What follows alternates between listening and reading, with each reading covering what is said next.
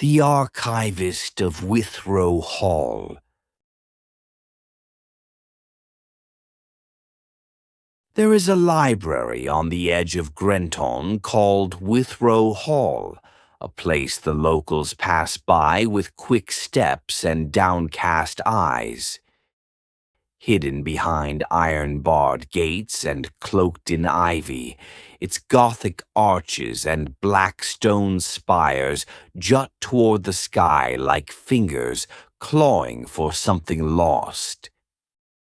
It hasn't opened its doors to the public in years, yet a dim light often flickers from within at odd hours of the night. Most say the building is abandoned.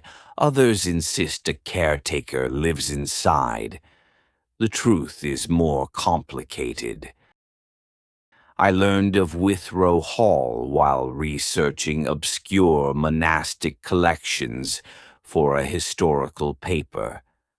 The mention of an unindexed ecclesiastical archive stored within the Withrow collection was buried in a footnote of a 1936 journal. No digitized records, no borrowing history, only rumors of documents long presumed destroyed in the Puritan fires of 1647. My curiosity overwhelmed my caution. I arrived on a slate-gray afternoon in October. Fog clung to the ground like an old secret, and the brass knocker on the arched wooden door felt ice-cold in my hand. I expected silence. Instead, the door creaked inward on its own, slowly, as though welcoming or warning me. The foyer smelled of old paper, iron, and something earthier, like moss or stone soaked in rainwater. Dim lanterns lined the high walls, casting flickering light onto portraits so aged their subjects were little more than spectral outlines.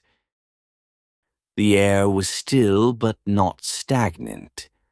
I could hear faint scratching, like the turning of pages somewhere deep within. "Hello," I called, but my voice seemed to dissolve in the shadows. I stepped in, half expecting the door to slam shut behind me. It didn't. It eased closed with a hush, as if not to disturb something sleeping. A staircase spiraled upward to the right, but a wooden sign pointed left. Main Archive. I followed it down a narrow corridor lined with oak shelves that held books, bound in cracked leather, some without titles, others bearing glyphs I didn't recognize. There were no security cameras, no signs of modern equipment. Time had stopped here. Or bent. At the end of the corridor stood a wide, vaulted chamber, the main reading room. Enormous windows, shrouded in dust-heavy drapes, filtered in only the weakest daylight. Chandeliers hung like skeletal cages from the ceiling, unlit. In the center of the room was a long wooden desk, and behind it sat a man. He was pale, chalk pale, with neatly combed white hair and a pair of silver-rimmed spectacles perched on his nose. He wore an old-fashioned black suit, the style one might see in early daguerreotypes. His posture was impeccable, and his expression unreadable. "You seek the ecclesiastical archive," he said without looking up. I hesitated. "Yes. How did you—" He raised a thin finger. All seekers come for something they should not touch, but I am bound to grant access if you ask with clarity and respect.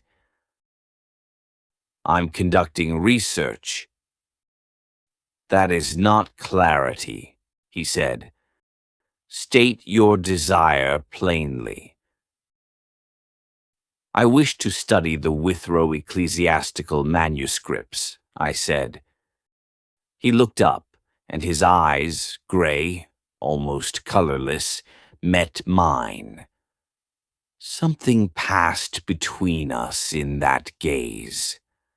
Not understanding, but recognition, as if he'd seen me in dreams long before I was born.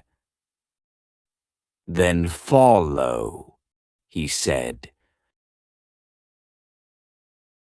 He rose and moved with the soundless grace of a shadow, leading me through another archway into a spiral stairwell descending into the earth.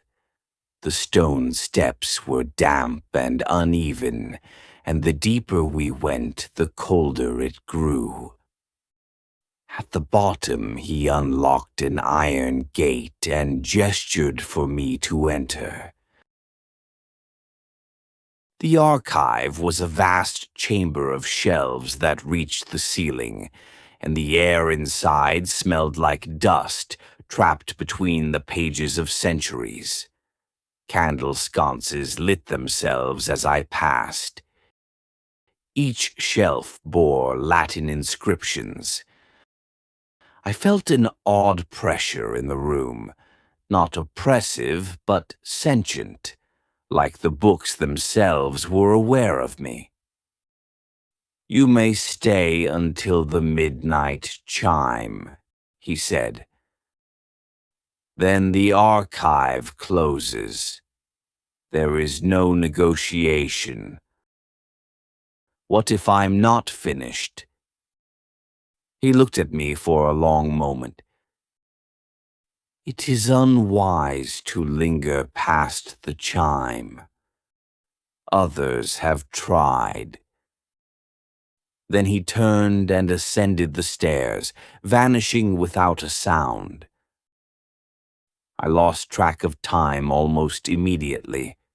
The documents were extraordinary, hand-bound psalters, coded sermons, and illuminated texts with marginalia in brown-inked script that moved between pages like commentary from another mind. Some pages trembled faintly under my fingers, as if the ink had not yet dried. One book in particular caught my eye. Its cover bore no title, only a symbol, a circle intersected by a vertical line and two small crescents. Inside were accounts of shadow masses and rites meant to contain the watcher between lanterns. The text warned against waking the ink-bound one and referenced a ritual known as velum noctis. I shivered. From time to time, I thought I heard footsteps between the shelves, but when I looked, no one was there. It was only when the tower clock above began its midnight toll that I remembered the Archivist's warning. 1, 2. I gathered my notes, but as I turned toward the stairs, I noticed something strange. 3, 4. The shelves had shifted. The path back was gone. 5, 6. The sconces on the far wall flickered out, then the next ones, like a wave of darkness rolling toward me. 7, 8. I ran, turning corners blindly, deeper into the archive. The layout no longer made sense. The room had become a labyrinth. 9, 10. Then I saw him, The archivist, standing perfectly still at the end of a corridor, expression unchanged. I rushed toward him. 11. "Please, I need to leave," I cried. "You read from the sealed volume," he said quietly. "You turned the page bearing the mark. You called to it 12. The last chime rang, low and long, then silence. The sconces died. The air thickened.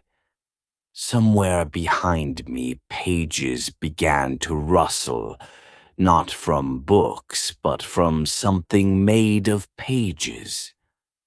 I turned slowly. From between the shelves, a shape unfurled itself. It was man-sized, but not a man. Its form was constructed of fluttering parchment, with a head like a folded tome, eyes hollow and rimmed with script that crawled along the edges. Its limbs creaked with the stiffness of bound leather, and from its chest issued a sound like whispered prayers spoken backward. I stumbled backward, but the archivist raised a hand.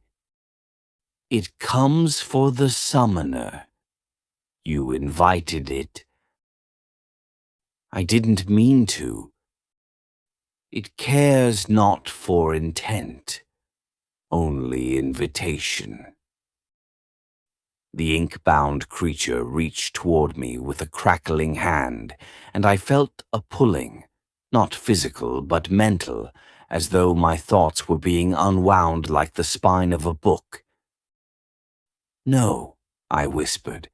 "Please help me." "I cannot interfere," said the archivist, "but I will offer you a choice." The creature halted, trembling, as if awaiting instruction. "You may remain," the archivist said, "and serve as others have, or surrender your mind to the ink-bound one. One path preserves your body, the other preserves nothing." "What does serving mean?" "You will become part of the hall. You will assist the archive. You will not leave." The creature loomed closer. Its pages flared open, revealing lines of text that writhed like worms in the margins. I made my decision. That was 15 years ago. Now I sit at the main desk of Withrow Hall, wearing a suit I found in the wardrobe behind the southern stacks. I see few visitors, though they come sometimes, curious, ambitious, hungry for hidden truths. I warn them, as I was warned. Some listen, most do not. The ink-bound one waits in the lower levels, its form ever-changing, built from the pages it is fed. Those who refuse the archivist's bargain are not seen again. But their words echo on the shelves, their thoughts pressed into volumes that tremble when opened. And the archivist? I do not know where he went. When I accepted his offer, he simply vanished. I took his place. Perhaps he once took another's. Perhaps in time one of you will take mine. Until then, I wait by the lanterns. The books whisper. The shadows grow long. The door is never locked. But you must leave by the midnight chime. If you do not, the archive will find a use for you.